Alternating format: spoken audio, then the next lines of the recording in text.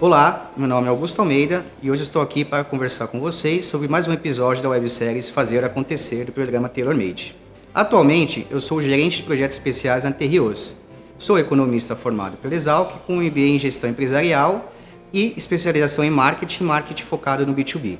Dentro da área de projetos especiais, temos inúmeras iniciativas, como por exemplo o RenovaBio, projetos de embalagem no varejo e de novos tipos de serviços para o Customer Service. Além de tudo isso, também temos o portal de relacionamento TaylorMade, que estamos criando desde o ano passado para melhor atender vocês. Basicamente, o portal TaylorMade é um portal de relacionamento com o cliente. Nossa ambição é que nesse portal o cliente possa fazer todo tipo de serviço que ele precisar no dia a dia, 7 dias por semana, 24 horas por dia. Lá ele vai poder inicialmente ter informações referente a finanças, como o volume de faturamento, o preço médio.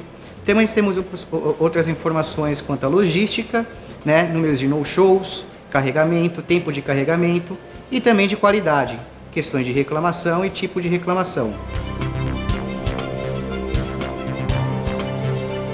A Terrios é uma das líderes do setor, sendo que um dos principais pilares é a questão de parceria comercial. Esse projeto TaylorMade vem de encontro a isso. Então, conte com a gente, vamos juntos!